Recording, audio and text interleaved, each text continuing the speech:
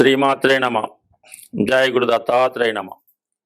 ఈ వీడియోలో మనం 2025వ సంవత్సరం మే నెల 14వ తారీఖు రాత్రి సుమారుగా 9-10 గంటల మధ్యలో మిథున రాశిలోకి మారబోతున్న గురుగ్రహ ప్రభావం వివిధ రాశుల మీద ఏ విధంగా ఉండబోతుంది అని పరిశీలించినప్పుడు, ఏదైనా ఒక శుభగ్రహమే, అది మంచి చేసినా చెడు చేసిన జాతకుడికి చివరికి ఆనందాన్ని సంతోషాన్ని మిగిలిస్తూ ఉంటుంది. ఏదన్నా ఒక శుభకార్యం జరగాలన్నా, గృహంలో సంతాన సంఖ్య పెరగాలన్నా, అలాగే ఒక వివాహం జరగాలన్నా కంపల్సరిగా గురుబలం తప్పనిసరిగా ఉండవలసి ఉంటుంది. నాడీ శాస్త్ర ప్రకారం గురువు జీవకారకుడు.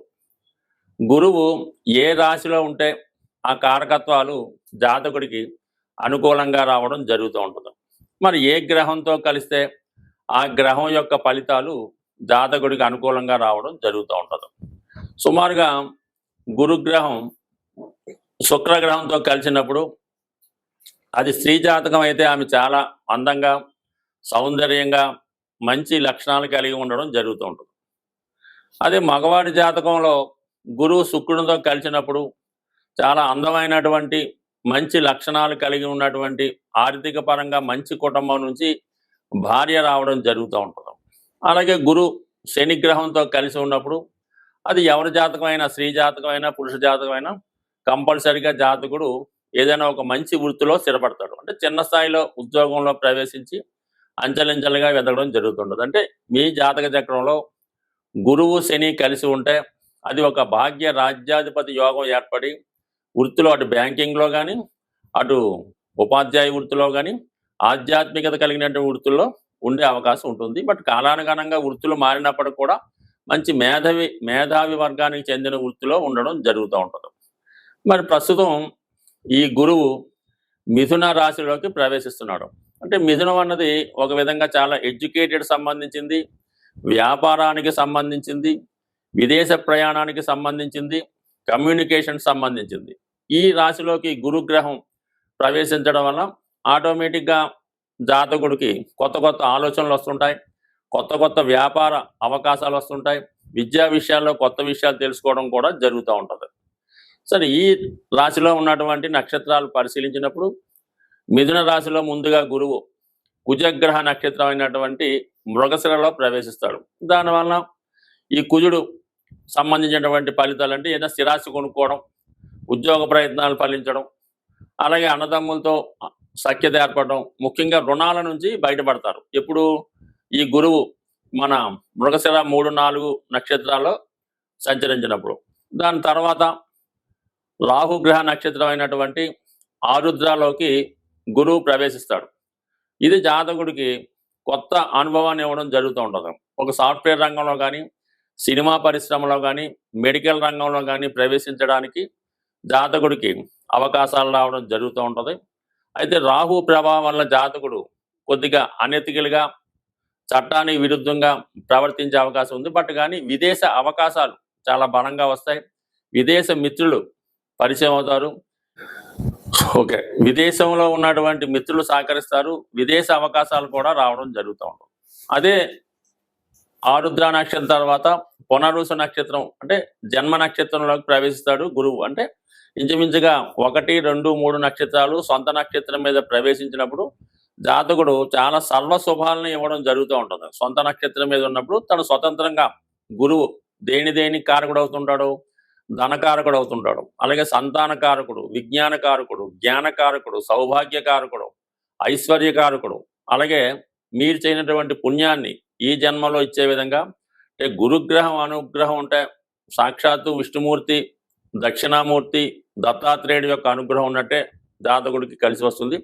బట్ ఏదైనా ఈ గురుగ్రహ మార్పు మిథున రాశిలో ఉన్నటువంటి నక్షత్రాల్లో అటు ఒకటి మిత్ర నక్షత్రం, అలాగే గురువు సొంత నక్షత్రం, రాహు అన్నది కొద్దిగా ఇండీసెంట్ ప్లానెట్ కాబట్టి దానికి సంబంధించిన విషయాల్లో కొంతవరకు జాతకుడికి అనుకూలంగాను ప్రతికూలంగా ఉంటుంది. అది ఆ భావాలను బట్టి ఉంటుంది. కొంతమందికి అనుకూలంగా ఉంటుంది, కొంతమందికి ప్రతికూలంగా ఉంటుంది. అది మనం రాశుల గురించి ఏ రాశికి ఆ రాశి తెలుసుకున్నప్పుడు వారికి ఏ విధంగా ఉండబోతుంది అన్న విషయాన్ని కూలంకషంగా పరిశీలిద్దాం. అలాగే మిథున రాశి మిగతా రాశుల వారికి ఏ భావం అవుతుందో ఆ భావం వాళ్ళకి మంచి ఫలితాన్ని ఇవ్వడం జరుగుతుంటుంది. అలాగే మిథునం నుంచి తులారాశిని చూస్తాడు. అంటే తులారాశి కారకత్వాలు సినిమా పరిశ్రమ అనుకూలంగా ఉంటుంది, సాఫ్ట్వేర్ రంగం వాళ్ళకి బాగుంటుంది, అలాగే విదేశ ప్రయాణాలు చేస్తారు, కొత్త విద్య నేర్చుకునే ప్రయత్నం జరుగుతుంది.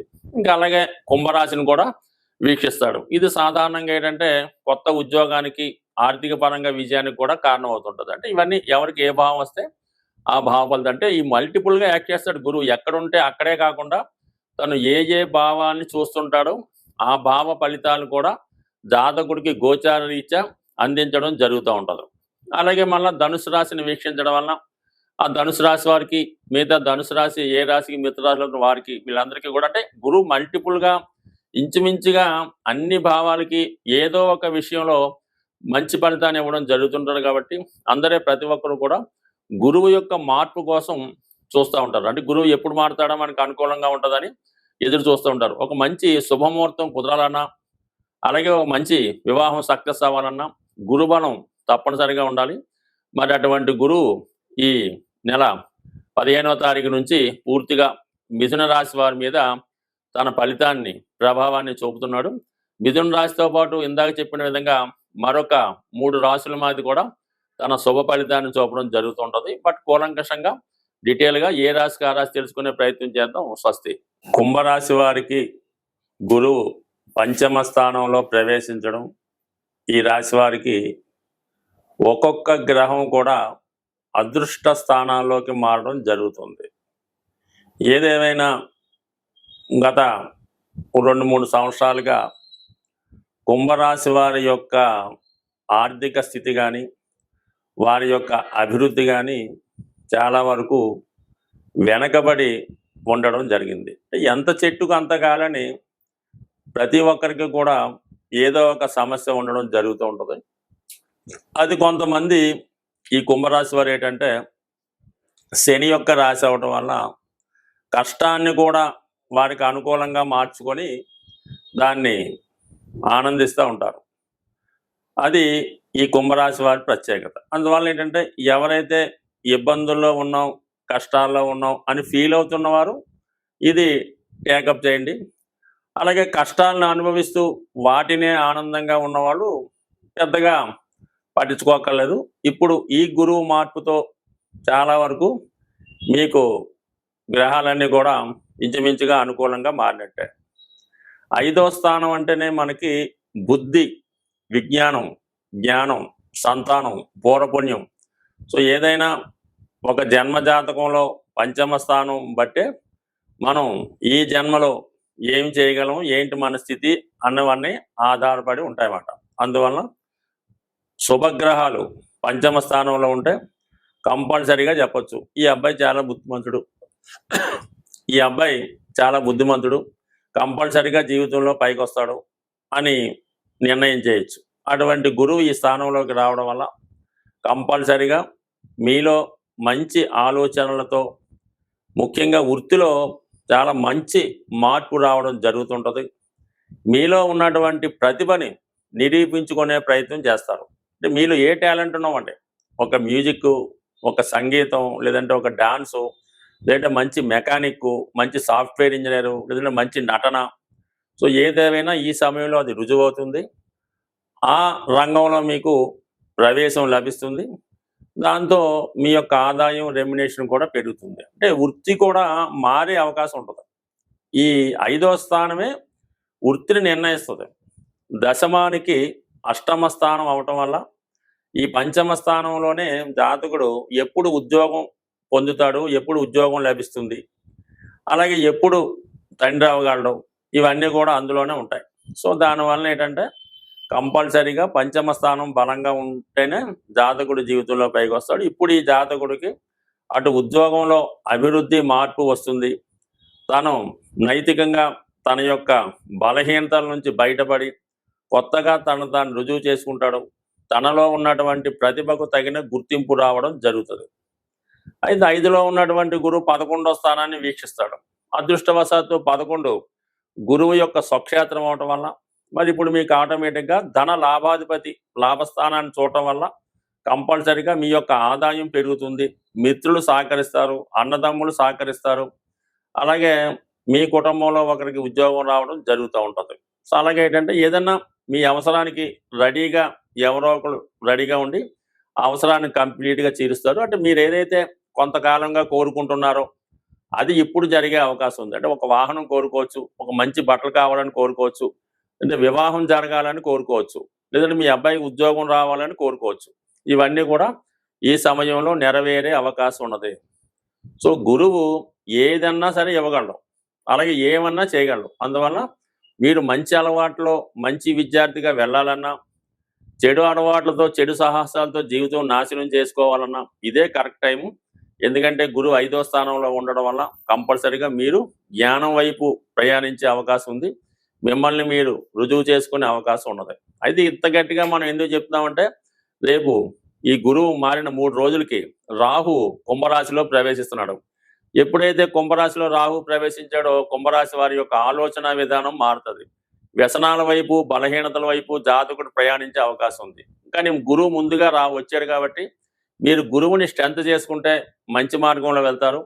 రాహు యొక్క ప్రలోభానికి లొంగితే మొత్తం ఈ సంవత్సరం అంతా కూడా జీరోగా వచ్చి వ్యసనాల పాలై ఆన్లైన్లు, బెట్టింగ్లు వగైరా వగైరాతో నాశనం అయ్యే అవకాశం ఉంది. బట్ ఏదేమైనా మీ చేతుల్లోనే ఉంది స్వస్తి.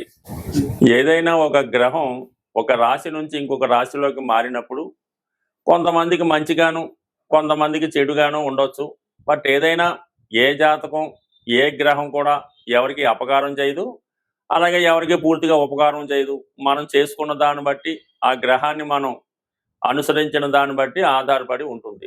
ముఖ్యంగా గురువు, అంటే గురువు గ్రహ అనుగ్రహం కోసం మీరు చేయవలసింది ముఖ్యంగా ఏంటంటే దత్తాత్రేయుని యొక్క ఆరాధన. అంటే ఏదైనా గాన్గాపూరో, పిఠాపురం లాంటి క్షేత్రాలు దర్శించడం, అంటే గురువుకి ప్రతిరూపమైనటువంటి సాయిబాబా గారు, రాఘవేంద్ర స్వామి అలాంటి క్షేత్రాలు కూడా దర్శించడం. అంటే మీకు ఎవరైతే విద్య నేర్పారో ఆ గురువుని ఆశ్రయించి ఆ గురువుకి సేవ చేయడం, అలాగే ప్రత్యక్షంగా ఉన్నటువంటి మీ తల్లిదండ్రులను సేవ చేయడం ద్వారా వారిని పూజించడం. అంటే పెద్దగా ఏమీ పూలు తెచ్చి పూజించక్కర్లేదు. వారి యోగక్షేమాలు తెలుసుకొని వారిని నిందించకుండా గౌరవంగా చూస్తే చాలు. ఈ విధంగా మీరు తల్లిదండ్రుల్ని, విద్య నేర్పిన గురువుని, ఆ దత్తాత్రేయుల వారిని పూజించడం వల్ల గురుగ్రహ అనుగ్రహం సంపూర్ణంగా రావడం జరుగుతుంది. అలాగే మీరు ఈ త్రిమూర్తి స్వరూపమైనటువంటి దత్తాత్రేయుడు కుదరదు అన్నప్పుడు డైరెక్ట్గా విష్ణుమూర్తి, వెంకటేశ్వర స్వామి, శివుడు, అలాగే దక్షిణామూర్తి ఈ విధంగా పూజించడం వల్ల కూడా మీకు కంపల్సరిగా గురుగ్రహ అనుగ్రహం లభిస్తుంది. వీటన్నిటికన్నా సూక్ష్మంగా మనం ఈ రెమెడీస్ చేసిన వెంటనే ఫలితం రావాలి అనుకున్న వాళ్ళు గోసేవ. మీరు ఏదన్నా గోశాలకు వెళ్ళి గోవుని దర్శించి, అంటే గోవుకి సేవ చేయాలి. ఆ గోశాల శుభ్రంగా తుట్టడం, ఆ గోవుకి శుభ్రంగా మంచి గాలి తగిలేలాగా ఓ పెద్ద ఫ్యాన్ ఏర్పాటు చేయడం, అక్కడ పరిసరాలు శుభ్రంగా ఉంచి ఆ సేవ చేయడం వల్ల ఇమీడియట్గా మీకు ఫలితం రావడం జరుగుతూ ఉంటుంది. ఆ విధంగా చేయినా పర్వాలేదు. ఏదన్నా మరి ఒక దేవాలయాన్ని చాలా శుభ్రంగా, పరిశుభ్రంగా తుడిసి, సీపుడితో తుడిసి, కల్లాపు జల్లి ఆ దేవాలయంలో సేవ చేసిన మీకు గురుగ్రహ అనుగ్రహం సంపూర్ణంగా లభిస్తుంది. ఒక మాట ఏంటంటే గురుగ్రహ అనుగ్రహం ఉంటేనే మిగతా గ్రహాలన్నీ కూడా అనుకూలిస్తాయి. గురుగ్రహ అనుగ్రహం లేని రోజు మీరు ఏ గ్రహానికి, ఏ దేవతకి ఎన్ని రకాలు పూజ చేసినా ఏ విధంగా కూడా ఫలితం లభించదు. స్వస్తి.